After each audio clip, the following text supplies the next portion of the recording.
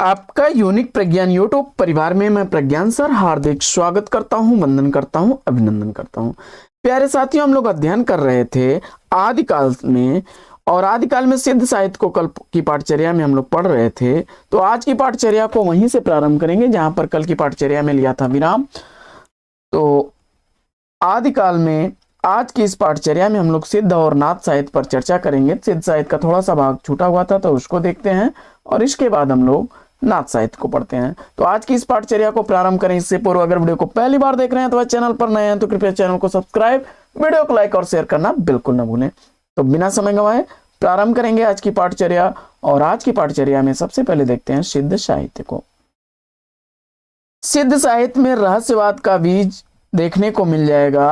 रामकुमार वर्मा ने सिद्ध साहित्य के संदर्भ में लिखा है कि गोरक्षपा को नाथ संप्रदाय का प्रवर्तक मानना चाहिए, क्योंकि इन्होंने सिद्धों के संप्रदाय से ब्रजयान की परंपराओं में विशेष संशोधन करते हुए नवीन सिद्धांतों का प्रतिपादन किया। शांतिपा अपने पांडित्य के कारण कलिकाल सर्वज्ञ भी कहे जाते हैं।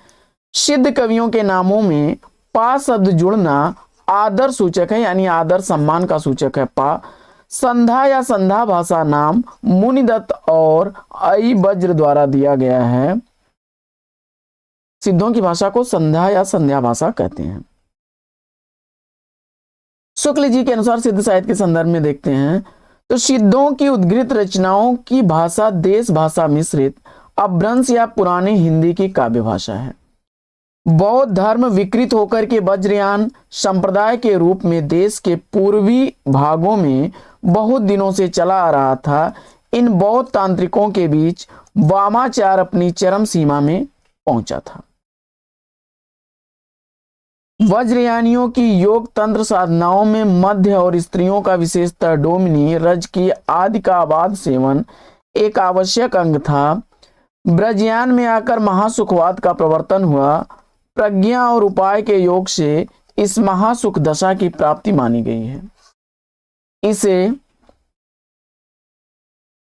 आनंद स्वरूप ईश्वर तत्व ही समझिए। निर्वाण के तीन अवयव ठहराए गए, शून्य, विज्ञान और महासुख। वज्रयान में महासुख वह दशा बताई गई है जिसमें साधक शून्य में इस प्रकार विलीन हो जाता है जिस प्रकार नमक पानी में। इस दशा का प्रतीक खड़ा करने के लिए युगनद यानी स्त्री पुरुष का आलिंगनबद्ध जोड़ा की भावना की गई है। कौल कपाली वज्रयानियों से निकले हैं। वज्रयान की शाखा में जो योगी सिद्ध नाम से प्रसिद्ध हुए, वे अपने मत का संस्कार जनता पर डालना चाहते थे। सिद्धों में सबसे पुराने सरह या सरोज वज्र का नाम है, जिनका काल डॉक्टर विनय तोष भट्टाचार्य ने विक्रमी संवत 690 माना है। सिद्ध साहित्य की अगर विशेषताओं की बात की जाए तो गुरु महात्म, रहस्यात्मक अनुभूत, जीवन का आशावादी संदेश, तंत्र साधना, उल्टी साधना, परावृत्ति का उल्लेख, पंचमकार जिसमें मत्स्य, माध, मध्य, मुद्रा तथा मैथुन उचित माने गए हैं। बाह्य आडंबर, पाखंड, सामाजिक कुरीतियों, जाति पाति और वर्ण भेद का विरोध है। सहज साधना, सुख भोग की वकालत की गई है। आगे बढ़ते हैं और नाथ संप्रदाय को देखते हैं या नाथ साहित्य को। आचार्य रामचंद्र शुक्ल के अनुसार जिस प्रकार सिद्धों की संख्या 84 प्रसिद्ध है, उसी प्रकार नाथों की संख्या 9 है। सिद्धों की वाम मार्गी भोग प्रधान योग साधना की प्रतिक्रिया के रूप में आदिकाल में नाथ पंथियों ने हठ योग साधना आरंभ हुई। डॉक्टर नगेंद्र के हिंदी साहित्य के इतिहास से अवतरित यह कथन है। राहुल सांकृत्यायन जी के अनुसार नाथ पंथ को सिद्धों की परंपरा का ही विकसित रूप माना जाना चाहिए। रामकुमार वर्मा जी के अनुसार नाथ पंथ के चरमोत्कर्ष का समय 12वीं सदी से 14वीं शताब्दी के अंत तक है। नाथ पंथ से ही भक्ति काल के संत मत का विकास हुआ, जिसके प्रथम कवि कबीर थे। संधि काल के उत्तरार्ध में सिद्धों के ब्रजयान की साधना सहज साधना नाथ संप्रदाय में ही पल्लवित हुई। नाथ संप्रदाय की साधना के तत्वों में वैराग्य, इंद्रिय निग्रह, प्राण साधना, मन साधना, नाड़ी साधना, कुंडलनी जागरण, खट चक्र भेद, सुरति शब्द योग और शून्य साधना आदि प्रमुख हैं। आइए आगे बढ़ते हैं और नाथ पंथ के प्रमुख कवि गोरखनाथ को देखते हैं हम लोग। नाथ पंथ के प्रमुख कवियों में गोरखनाथ को विद्वानों ने इनका समय राहुल सांकृत्यायन ने 845 माना, हजारी प्रसाद द्विवेदी ने 9वीं शताब्दी, पीताम्बर दत्त बड़तवाल ने 11वीं शताब्दी, रामचंद्र शुक्ल व रामकुमार वर्मा के अनुसार 13वीं शताब्दी, रामचंद्र शुक्ल ने इन्हें पृथ्वीराज चौहान के समय का बताया है। गोरखनाथ के संदर्भ में पीताम्बर दत्त बड़तवाल के अनुसार इनकी रचनाओं में शबदी, पद, शिष्या दर्शन, प्राण सांकली,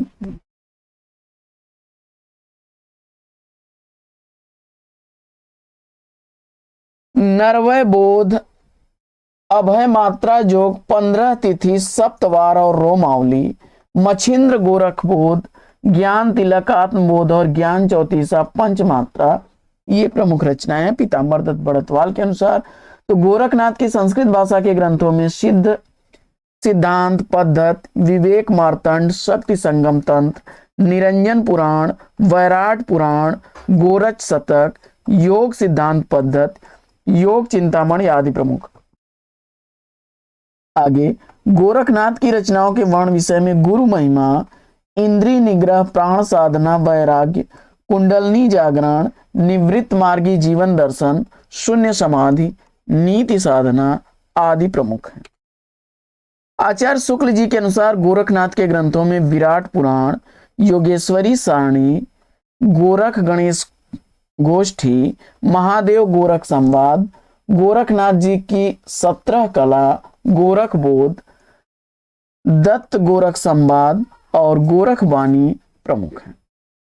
सिद्धों और योगियों की रचनाएं साहित्य कोट में नहीं आती, योग धारा काव्य या साहित्य का कोई काव्य धारा नहीं मानी जाती। गोरखनाथ का हठ योग साधना ईश्वरोपासना के बाह्य विधानों, मूर्ति पूजा, बहुदेववाद को छोड़कर ईश्वर यानी घट के भीतर ही ईश्वर की प्राप्ति को लेकर चली थी, जिसमें मुसलमानों के लिए भी आकर्षण था। आगे बढ़ते हैं। मिश्र बंधुओं ने गोरखनाथ को हिंदी का प्रथम गद्य लेखक कहा।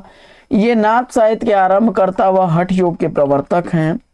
गोरखनाथ, जालंधर नाथ, चरपटनाथ, नागार्जुन नाथ व ये लोग सिद्धों और नाथ दोनों में गिने जाते हैं। गोरखनाथ की रचनाओं का संकलन पीताम्बर दत्त बड़तवाल ने गोरखवाणी शीर्षक से किया। आचार्य हजारी प्रसाद द्विवेदी ने नागरी पचारणी सभा काशी के सौजन्य से नाथ सिद्धों की बानियां शीर्षक पुस्तक का संपादन किया।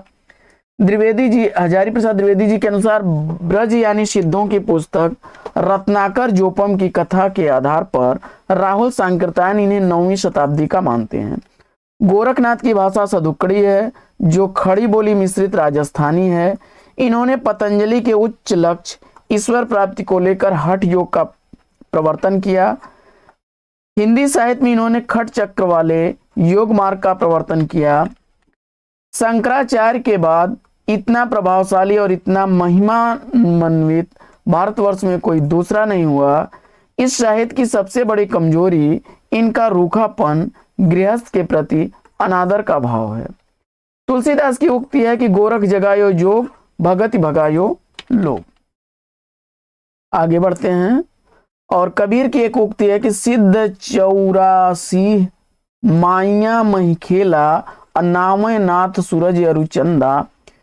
जीवन को अधिक से अधिक संयम, सदाचार के अनुशासन में रखकर आध्यात्मिक अनुभूतियों के लिए सहज मार्ग की व्यवस्था करने का शक्तिशाली प्रयोग गोरखनाथ ने किया। नवनाथों का नाम अगर देखा जाए तो गोरख सिद्धांत के अनुसार नागार्जुन, जड़ भरत, हरिश्चंद्र, सत्यनाथ, भीमानाथ, गोरखनाथ, चरपटनाथ, जलंधर और मलयार्जुन प्रमुख हैं। वहीं डॉक्टर रामकुमार वर्मा के अनुसार आदिनाथ, मत्स्येंद्रनाथ, गोरखनाथ, गाहिणीनाथ, चरपटनाथ, चौरंगीनाथ, ज्वालेंद्रनाथ, भरथरीनाथ और गोपीचंद्र प्रमुख हैं।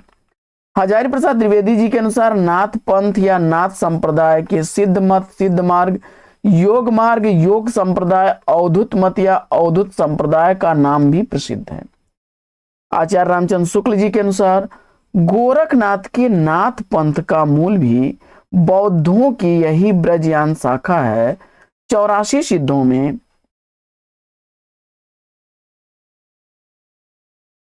गोरखनाथ यानी गोरचपा भी गिन लिए गए, पर स्पष्ट है कि उन्होंने अपना मार्ग अलग कर लिया। आदिनाथ के 2 शिष्य माने जाते हैं, मत्स्येंद्रनाथ और जालंधरनाथ। दोनों की अलग अलग शिष्य परंपराएं हैं। गोरखनाथ संप्रदाय में संतनाथी, धर्मनाथी, रामपंथ, नटेश्वरी, कपिलानी, वैरागी, माननाथी, आदुपंथ, पागलपंथ, धज पंथ, कन्नड़ और गंगानाथी, इतने भेद देखने को मिल जाएंगे। नाथ पंथ की अगर विशेषताओं की बात की जाए तो भाषा इनकी पुरानी हिंदी जन भाषा जो अपभ्रंश से प्रभावित है। विद्वानों के अनुसार इनकी भाषा अपभ्रंश प्रभावित सदुक्कड़ी है। इन्होंने साखियों, पदों और उलटवांशियों का प्रयोग किया और नीति, आचार, संयम, योग संबंधी इनके काव्य विचार थे। हठ योग, कौल मार्ग से प्रभावित थे। गुरु महिमा की प्रतिष्ठा, अवधूत मत, अवधूत संप्रदाय, योग संप्रदाय, योग मार्ग आदि नाथ पंथ के ही नाम हैं। यानी नाथ पंथ को अवधूत मत, अवधूत संप्रदाय, योग संप्रदाय या योग मार्ग भी कहा जाता है। पाखंड का विरोध, जाति पात, तीर्थाटन, कर्मकांड का विरोध, अंतः साधना पर जोर, खट चक्र साधना और अनहद नाद ब्रह्मरंध्र प्रमुख हैं। सुख भोग के सख्त विरोधी थे और इंद्रिय दमन पर जोर व नारी से दूर रहने की सलाह। ईश्वरवाद की स्वीकृति, शून्य साधना पर बल, निवृत्त ज्ञान योग, वैराग्य भावना, प्राण साधना, मन साधना, नाड़ी साधना, कुंडलनी, इंगला पिंगला सुषुम्ना की साधना आदि प्रवृत्तियां रही हैं। गोरखनाथ की कुछ प्रमुख काव्य पंक्तियों में खाए भी मरिए, अनखाए भी मरिए, अवधुत रहिया, हाटे बाटे, रूप बिरख की छाया। और अगली पंक्ति है कि जोई जोई पिंडे सोई ब्रह्मंडे। अगली पंक्ति है कि अवधुत मन चंगा तो कठौती में गंगा। अगली पंक्ति है कि 9 लख पातर आगे नाचे पीछे सहज अखाड़ा। और सोवत अवधु जीवत मुआ, बोलता अवधु प्यंजर सुआ।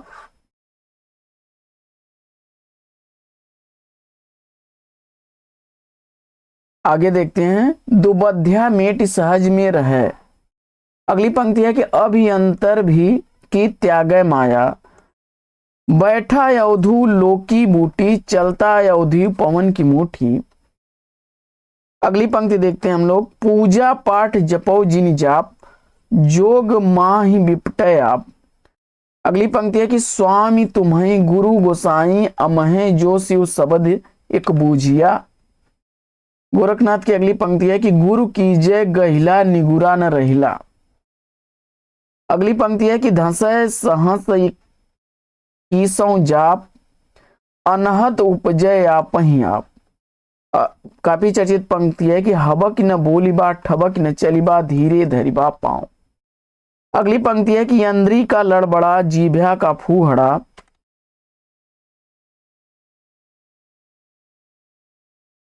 चारि पहिर आलिंगन निद्रा, संसार जाय विषया दाही।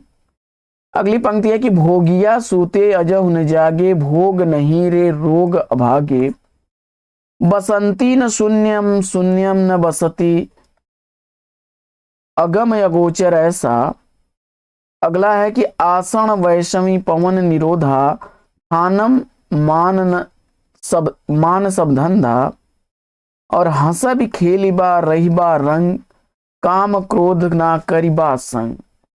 अगली पंक्ति है कि सहज सील का धरे शरीर, सो गिरही गंगा का नीर। गोरखनाथ की अगली पंक्ति है कि यहु मन सकत, यहु मन शिव, यहु मन 5 तत्व का जीव। अगली पंक्ति है कि अंजन माहि निरंजन भेट्या तिल मुख मेट्या तेलम। और राजस्थान की जनश्रुति के अनुसार गोरखनाथ के अन्य नामों में गुग्गू, जहर पीर, बांगर वीर इत्यादि हैं। रामकुमार वर्मा जी के अनुसार नाथ संप्रदाय के प्रवर्तकों में श्री गोरखनाथ कहे जाते हैं। रामचंद्र शुक्ल जी के अनुसार नाथ पंथ के जोगी कान की लौ में बड़े बड़े छेद करके स्फटिक की भारी भारी कुंडल पहनते थे, इन्हें कनफटा कहा जाता था। सिद्ध पद्धति के अनुसार हठ योग में ह का अर्थ है सूर्य और ठ का चंद्रमा। सूर्य को ईड़ा और चंद्रमा को पिंगला माना जाता है। ईड़ा पिंगला को रोककर सुषुम्ना मार्ग से प्राणवायु संचरित करना हठ योग कहलाता है। गोरखनाथ के गुरु मत्स्येंद्र नाथ थे। हजारी प्रसाद द्विवेदी ने इनके पदों का संकलन नाथ सिद्धों की बानियां शीर्षक से किया। पद्मावती से उत्पन्न इनके पुत्र पारसनाथ और जेमीनाथ जैन तीर्थंकर बने। इनकी रचनाओं में कौल ज्ञान मत्स्येंद्र नाथ की, कौल ज्ञान निर्णय कुबलयानंद ज्ञान कार्की और अकुल वीरतंत्र प्रमुख हैं। ये चौथे बोधिसत्व अवलोकितेश्वर नाम से भी प्रसिद्ध है। नेपाल में अवलोकितेश्वर बुद्ध का अवतार माना जाता है। मत्स्येंद्र नाथ का महत्व एक कौलाचार्य एवं सिद्ध परंपरा के आदि आचार्य के रूप में भी है। कौल मार्ग के अनुसार शक्ति और शिव का संबंध अविच्छेद है। कौल साधक शरीर में सुप्त शक्ति को जगाते हैं, यह कुंडलनी शक्ति कहलाती है।